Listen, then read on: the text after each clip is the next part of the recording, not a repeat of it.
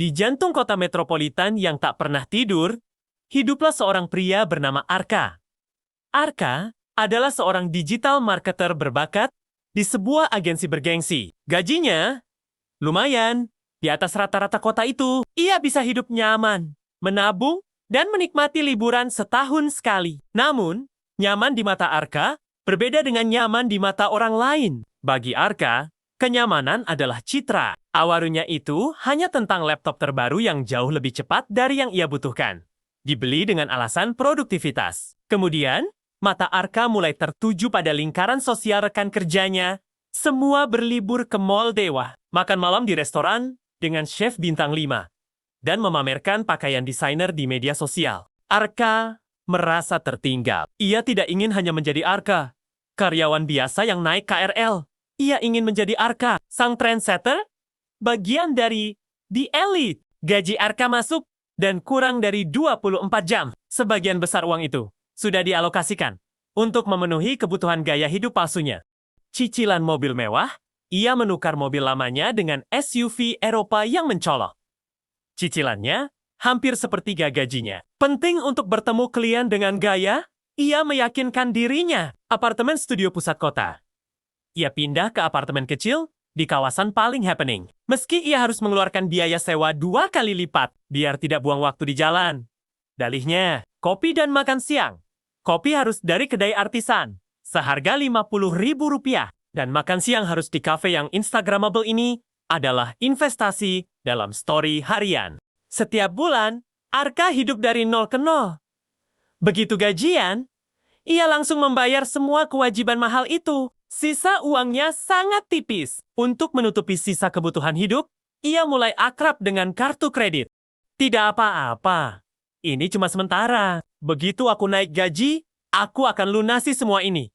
Bisik Arka pada dirinya sendiri. Di hadapan kamera ponsel, hidup Arka tampak sempurna. Ia mengunggah foto dirinya sedang menikmati brunch mewah, yang sebenarnya ia bagi 2, dengan rekan yang sedang mentraktir. Ia mengambil foto dari sudut interior mobil mewahnya yang harus ia panaskan mesinnya setiap malam karena takut mogok. Di belakang layar, situasinya berbeda. Panggilan telepon mengganggu.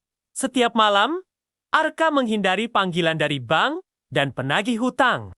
Ia bekerja lembur bukan karena ambisi, melainkan karena ketakutan dipecat. Jika ia kehilangan pekerjaan, ia akan kehilangan segalanya dalam hitungan hari. Hidangan makan malamnya seringkali hanya mie instan, dimakan dalam gelap agar ia tidak melihat tumpukan tagihan yang belum terbayar di meja. Suatu hari, Arka diundang ke pernikahan sahabat lamanya, Risa.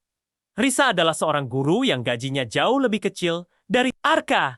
Arka datang dengan setelan terbaiknya dan jam tangan mahal yang ia beli dengan cicilan 0%. Saat Arka mencari tempat duduk, ia melihat Risa. Risa mengenakan gaun sederhana, namun memancarkan kebahagiaan sejati. Ia dan suaminya tampak tenang. Di tengah acara, Arka iseng bertanya, "Riz, kamu dan suamimu keren banget. Bisa settle dan beli rumah di pinggiran kota. Padahal, gaji kamu kan lebih kecil daripada aku." Risa tersenyum lembut. "Arka, ini bukan tentang seberapa besar gajimu, tapi tentang seberapa sedikit kamu harus membelanjakannya." Ia melanjutkan, "Kami hidup sesuai dengan prioritas kami, bukan sesuai dengan ekspektasi orang lain. Kami tidak perlu mobil Eropa. Kami naik motor. Kami tidak butuh kopi Rp50.000. Kami bawa bekal dari rumah. Kami menabung untuk masa depan, bukan untuk tampilan di masa kini." Kata-kata itu menghantam Arka.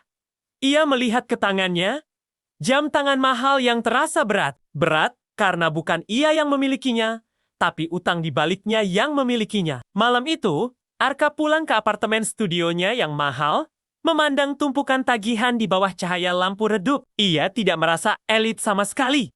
Ia merasa terjebak. Ia adalah seorang budak bergaji tinggi yang dibayar untuk mempertahankan sebuah ilusi.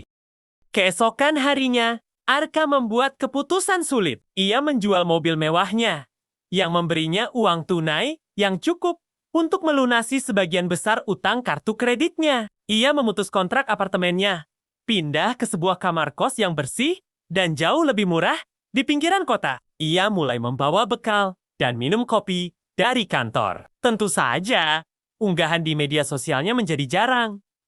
Cemoohan kecil dari beberapa kenalannya mulai terdengar. Wah, Arka udah bangkrut ya? Namun, Arka tidak peduli. Ia kini tidur nyenyak.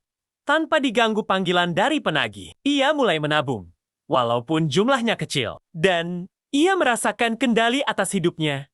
Sebuah perasaan yang jauh lebih mewah daripada mobil atau jam tangan apapun. Arka menyadari, gaya hidup yang lebih besar dari gaji tidak membuatmu kaya, tetapi membuatmu terlihat kaya. Dan di akhir hari, ketenangan pikiran jauh lebih mahal daripada segala barang mewah yang dipamerkan di media sosial. Kini, Arka tetap seorang digital marketer berbakat.